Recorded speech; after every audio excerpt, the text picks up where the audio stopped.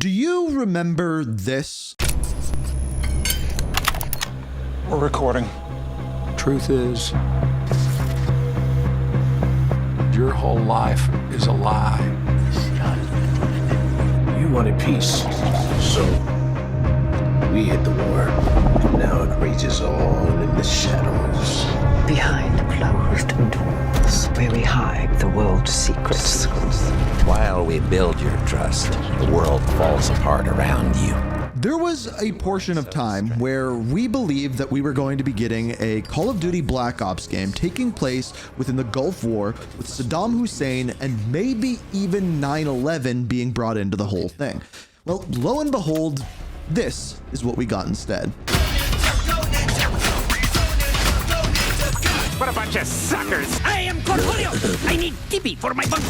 You see, you may forget this, but Black Ops 6 was one of the most hyped up and also best-selling Call of Duty games ever at launch. But somehow, from what we had at the very beginning to what happened the rest of the year, things seemingly fell apart. And every single year I do a video like this. That's a breakdown of the previous year, giving a description and my review of the campaign and story of a Call of Duty game, talking about the multiplayer and what happened in the several different seasons, and talking about the co-op mode as a whole, giving an overall review of the game. But this year we're taking it to the next level, because not only that, I've taken several different people from the Call of Duty community, and they're going to be in this review as well, taking in the opinions of the broader community as a whole. All right, Corey wants to know my thoughts on multiplayer. I thought it was really going to be something special, at least in modern Call of Duty terms. And you get to hear my opinion, so I think the cool thing about this review is we might even get a look and explanation as to how the Call of Duty community went from one of the most hyped openings ever, with after the beta, everyone being pumped up for this game. The most important part of the good section, I think, is it feels like a Treyarch Call of Duty, which is awesome. It's just a fun game, and it's got me feeling very hopeful so far for the full release of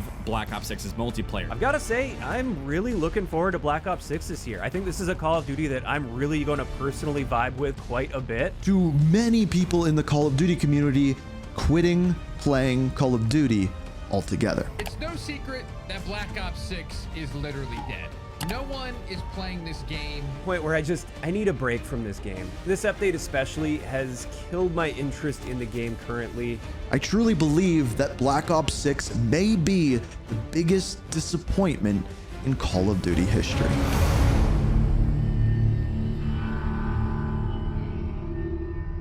Now, as you guys know on this channel, story and campaign are my specialties, especially when it comes to Call of Duty. So for this section, this one's going to be all me.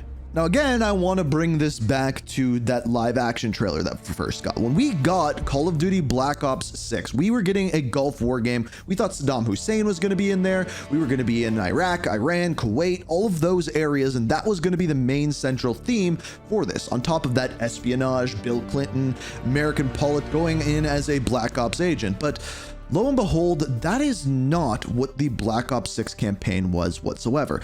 But that doesn't mean I don't think it was good. It just wasn't a Call of Duty game, and it wasn't the Call of Duty game that they advertised.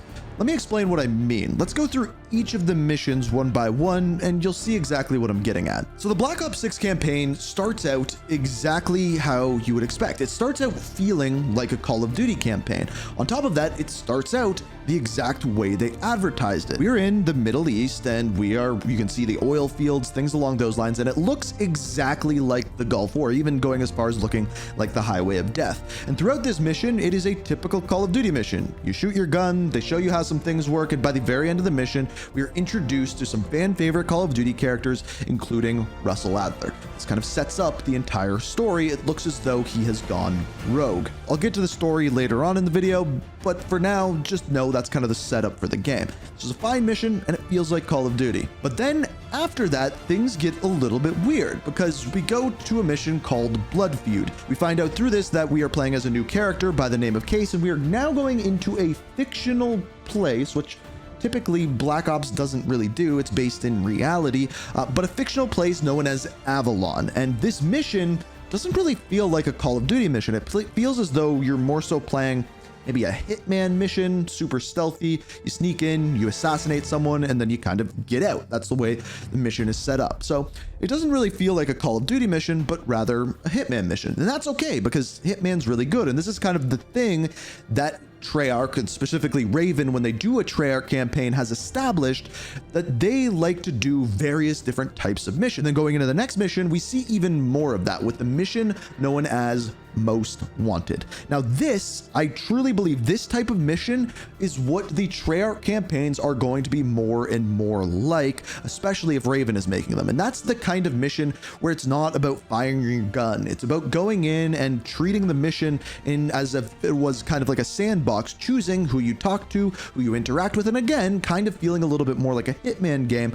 But this brings me back to a mission that they did in the previous Black Ops game, Black Ops Cold War. There was a mission where you go into the KGB, and this was a massive mission for Call of Duty as a whole, because number one, you run into Imran Zakhaev. And when you run into Imran Zakhaev, this is the first time ever we were introduced to the crossover between Modern Warfare and the Black Ops universe, giving us the Call of Duty cinematic universe. So there was a lot of pressure to do another mission like this, and lo and behold, they did with Most Wanted. And honestly, it's a really cool mission. It's different than a typical first-person shooter campaign mission. It slows things down a little and then speeds it up at the very end, going into this giant kind of police chase at the end of the mission. But again, a weird feeling mission. Now, then we get into a mission called Hunting Season.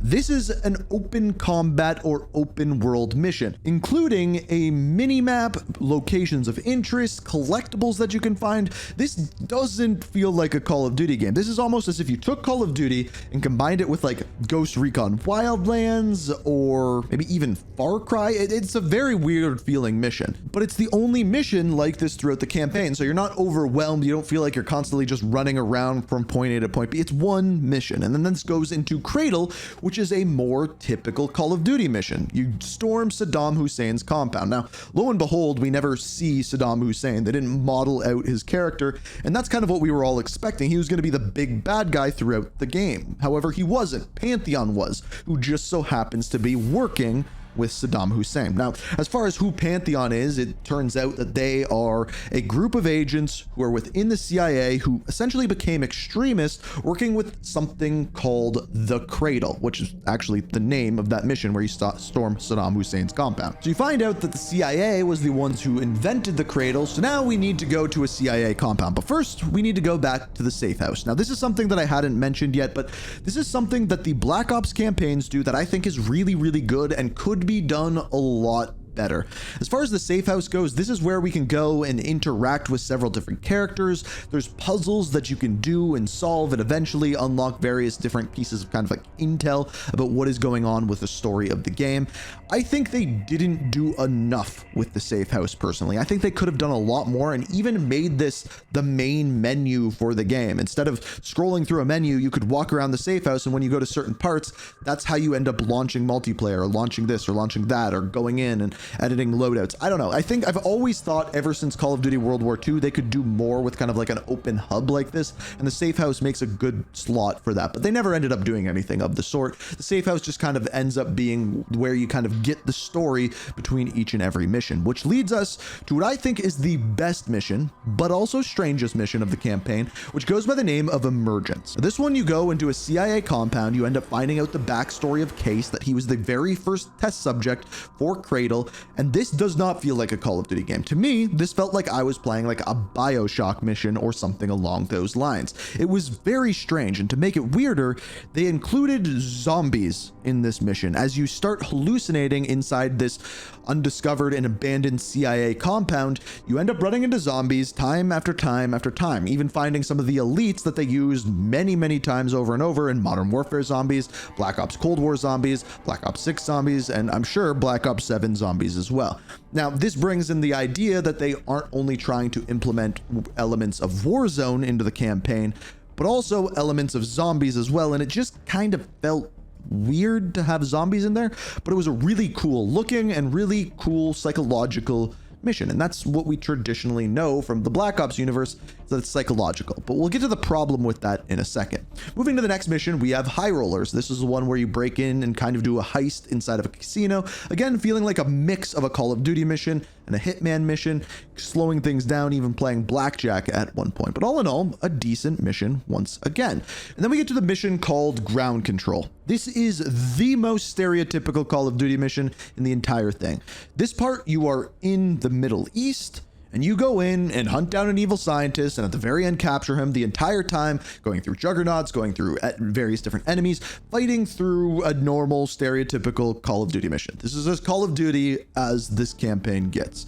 This is followed up by another kind of Hitman style mission where things are slowed down. You can complete it the way that you want to. It's called Under the Radar, also taking place in Vorkuta. And then finally, we have Separation Anxiety. This is when we get to find out about the big bad character known as Jane Harrow and given her backstory as well. You go inside her mind, which is a typical thing for a Black Ops campaign. There should have been no surprise there whatsoever. And you get to find out about what makes her tick. Turns out what makes her tick is that her parents actually got assassinated. But here is the problem, and the exact problem that this entire campaign causes. And that's the fact that they've made 2 campaigns in one, and because of that, you just don't end up caring about anything. Let me explain what I mean. So, there is one side of this campaign that takes place like in Iraq, Iran, the Middle East, that sort of area. It starts out with that, in fact, even going into Saddam Hussein's compound and the mission Ground Control, and all of those missions are typical Call of Duty missions. The rest tell this own kind of story and background of these characters throughout the game. And when we get to the big twist at the very end, the Separation Anxiety mission, you don't go into the head of the character you're playing, who is Case. You go into the head of the main bad guy and one of the kind of leaders of Pantheon, who is Jane Harrow.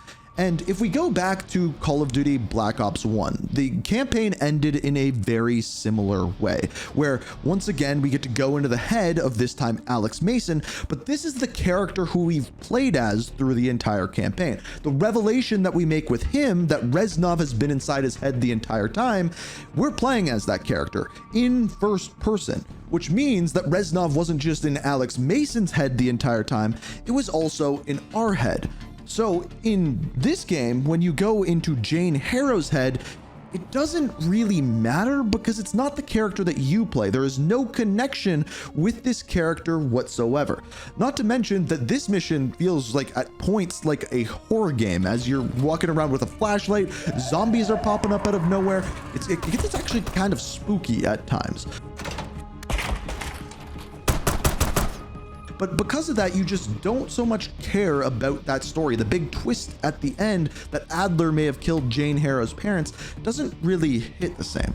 Now, not to mention that the very end of this game doesn't really solve anything. We end up kind of taking out Jane Harrow, finishing her off. Pantheon kind of goes into hiding, and at the very end, we find out that there is still Pantheon agents within the CIA, and this sets up the post-seasonal story. Now, we'll get to that in a minute, but as far as the campaign goes, I do not think it's a bad campaign. Most of these missions throughout this campaign are pretty fun to play. There's just not a lot of connectivity between all of them. If you go and look at a campaign like Modern Warfare 2019, that game is succinct. It is telling an overall story, and each of those missions feel connected in one way or another. Each of these missions within Black Ops 6 feel as though you could almost be playing them solo as their own kind of game, and you end up kind of wanting more of that individual mission, and then you're on to the next one and it feels like a completely different game altogether, which is weird. And the story is kind of the same way, especially when you get into the post-seasonal story. But as far as the campaign goes, 7 out of 10.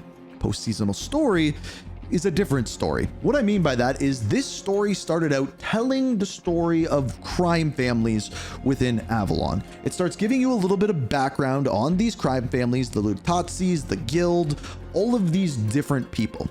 And then all of a sudden this story switches to now we need to break Stitch, the character who you seemingly killed in the Black Ops Cold War post-seasonal story. And then after that, you end up cracking down on all the Pantheon agents. They're gone. They're just disappeared. You've killed them all. The rogue Black Ops agents who we play as through the entire things are reinstated. And at the very end, we fast forward to 2035, and Savati Dumas, one of the characters in the campaign, is all of a sudden become a visionary in Avalon. The story is completely nonsensical. It has no ties together, and it's essentially pointless. And personally, as someone who follows the story of Call of Duty, that's why I fell off of it and kind of separated myself from it a little bit. And that's because there really just there wasn't any from point A to point B. If you look at the post-seasonal story for Black Ops Cold War, it was okay, we are introduced to a bad guy by the name of Stitch. Stitch does some really bad stuff, tries to brainwash anyone, and by the very end, we stop the brainwashing and deal with Stitch. It was an overall story. If you look at Black Ops 6, there's crime families, there's Pantheon, who we never found out who the agents inside were. They just said that they were gone. And then Stitch shows up again, and then the guild becomes the guild because of Savati Dumas. None of those have to do with each other. So that story, I give a 3. So those are kind of my thoughts on the campaign and story, but let's move on. Let's go to multiplayer. So when it comes to multiplayer, after the beta, as I showed at the very beginning, everyone was actually very excited for this game. People liked what they were doing here.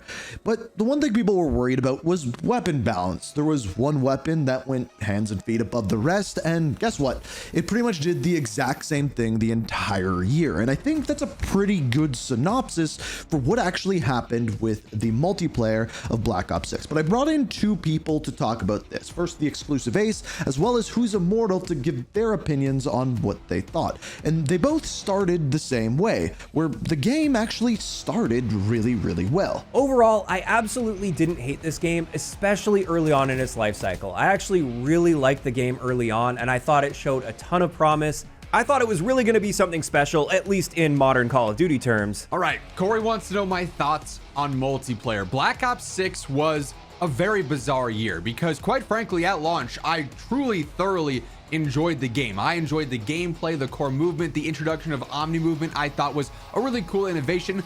The maps were interesting, and they were something that started off fine because they're all new maps. You're playing them for the first time, and then over time you start to play them more and more and more, and you realize these are all kind of the same style map, which is you spawn, you move 5 feet, you're in a gunfight, you die, you spawn, you do it all again. Every map being so compact, so condensed, I feel like really limited gameplay, and they didn't really introduce much variety there. So since you mentioned the maps there, I think the maps may be the start, but not the root of all evil for Black Ops 6. The maps were really, really bad in this game. The best maps in the game were probably the remake maps, and the new ones were just far too small. It was clear that this game, Black Ops 6, was made for the TikTok brain. It was made for those very short-term hits in dopamine, that very short-term spawn, get into a gunfight, die, spawn, get 2 kills, die, spawn, die 3 times, over and over and over again. That is what the game did over and over and over again. And some people say that you work short-term pain for long-term gain. Black Ops 6 is the opposite. It's like short-term dopamine for long-term pain, if that makes any sense. It felt like things ended up getting worse and worse throughout the year rather than better. And it got to the point where I stopped playing this game far earlier than I've ever stopped playing a Call of Duty game. And I took the longest break I have taken away from the Call of Duty franchise in at least 15 years of Call of Duty. And the funny thing is, it's not even that I necessarily hated the game or anything, I just became very apathetic toward it. To this day, I can still hop in and generally have a decent gameplay experience and have a good time playing it, but there just wasn't really a whole lot after the initial hype that kept me really excited to log on and play the game. They just didn't really do much this year that stood out to me, that brought the wow factor season after season. Launch had all the hype, and it was very hyped. The sentiment around the game was very strong. Then season 1 came, and there were a lot of issues that came with it. Maybe because of the Warzone integration, maybe because they just weren't fully prepared for the seasonal launch, or whatever the situation was. But season 1 really started the downward snowball descent, if you will, however you want to refer to it as, that just caused issue after issue and continuously lowered players' sentiment season after season. And it got brought back at times for brief moments. Okay, there's a cool event here, there's a cool event there. but it wasn't anything that fully recaptured that feeling of launch at any given point. And really, like, as I look back, when there is two big things that I have to mention, but before I get into those two big things, it was just stale. All of the kill streaks that they brought back were handheld weapons that were already in Black Ops Cold War. On top of that, every single map that they seemed to introduce only got worse. And on top of that, it was just more of the same and bigger problems with every season. In fact, there were two big problems.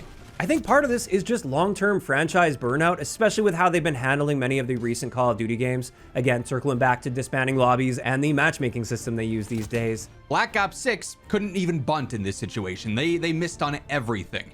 The events were not good. They were very monotonous, very stale, and the rewards completely lackluster. No fun camos, no cool aftermarket parts. For the most part, there were one-off things here and there. It's like, okay, that's cool, I'll go for that. That's a cool aftermarket part or ammo mod, I'll go for that. But nothing as captivating as what Modern Warfare 3 had.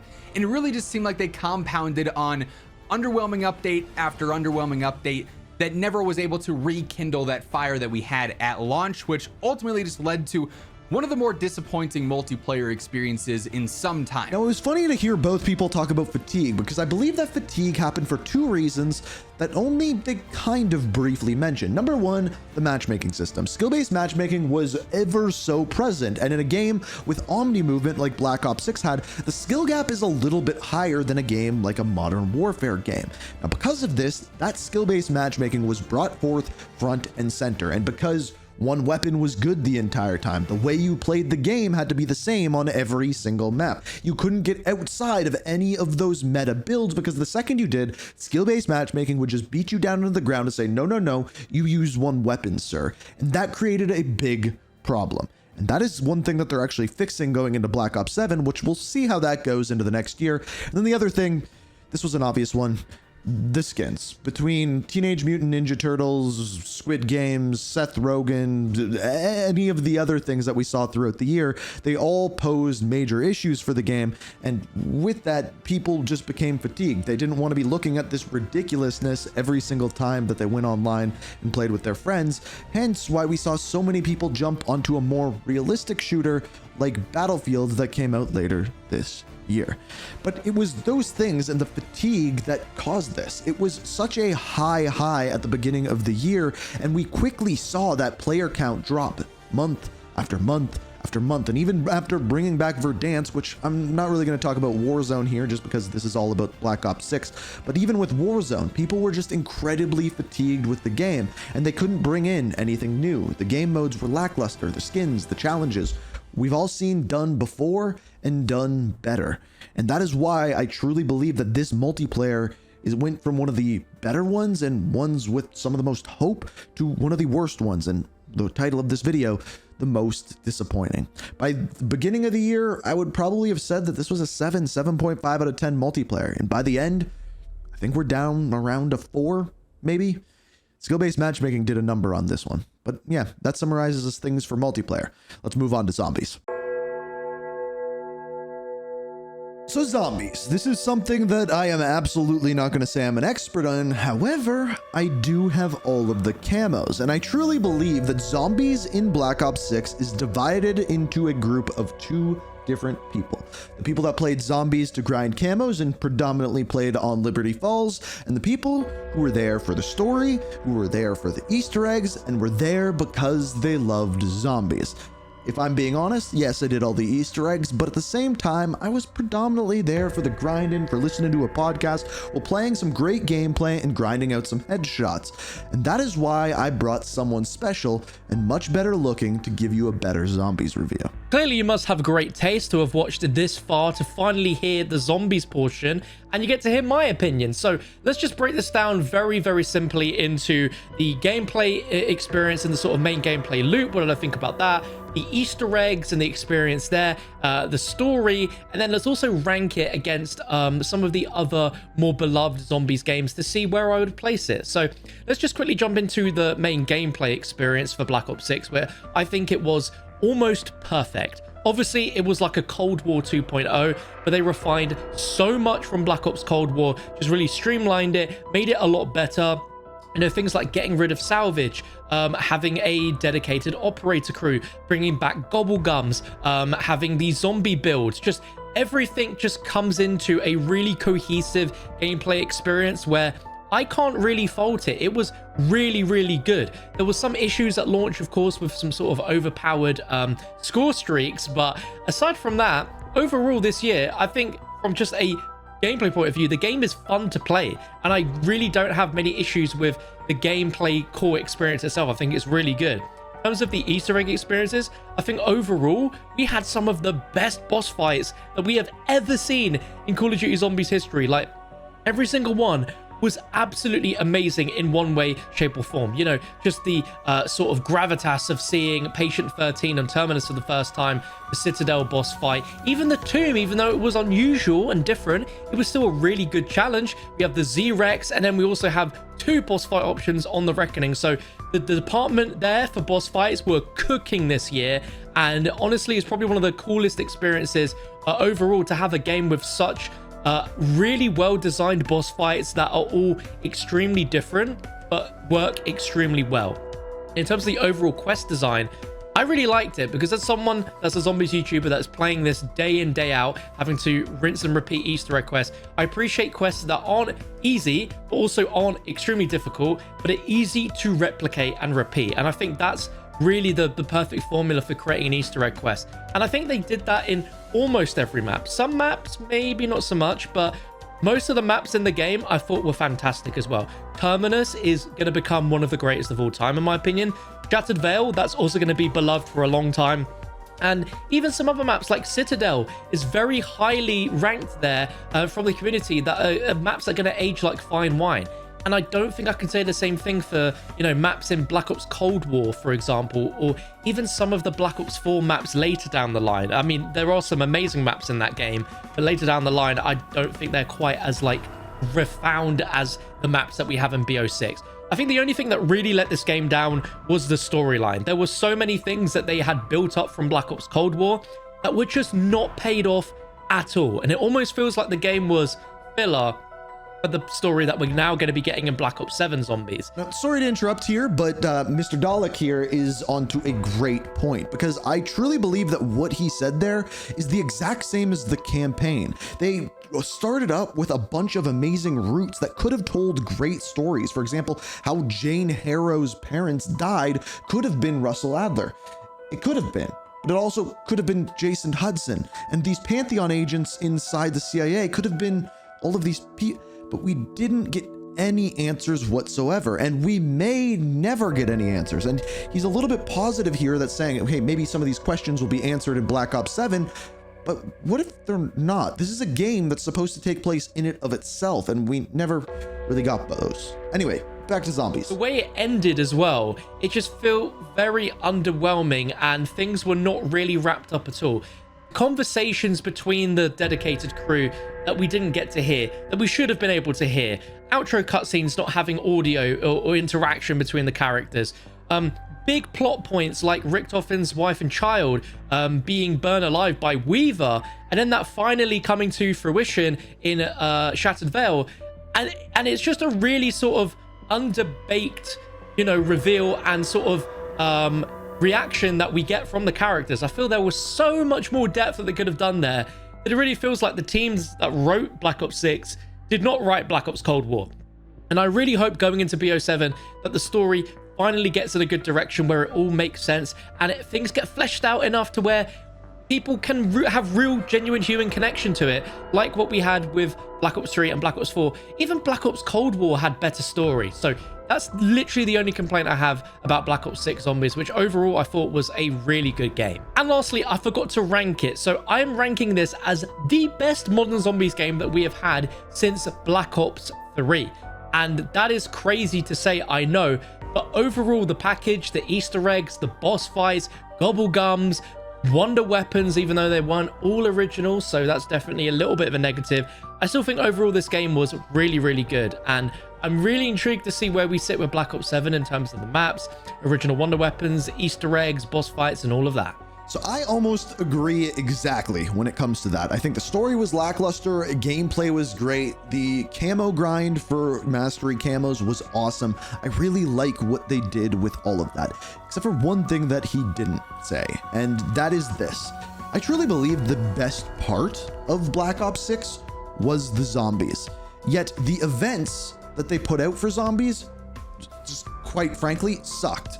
Yeah, they did updates, they added in the grief mode, they added in all of these things, but they didn't capture the essence of what I truly believe zombies events truly could actually be. And what I think the easiest thing to do there is almost side quests, add in little side missions or side events that can only be done in zombies. But it's when they have all this cross progression where the event has to be succinct in both multiplayer and Warzone, and next year it's going to be campaign too.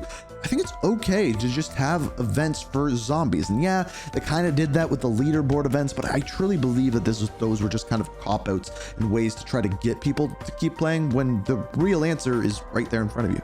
People love the Easter eggs. Just put in short little Easter eggs. Maybe you find little pieces of story, kind of like the intel drops that they used to do for Warzone. Do them in zombies. I think it's just super simple to do so. Personally, I really enjoyed the zombies, and I actually agree with what he says. It's kind of like the best modern zombies. And yeah, you might not like the armor and everything, but hey, they're doing the cursed mode within Black Ops 7. So this is, I think, the best part of Black Ops 6. I probably give it like an 8 out of 10. And really the only thing that didn't disappoint me with this game. And it comes back to this, again, going back to that live action trailer.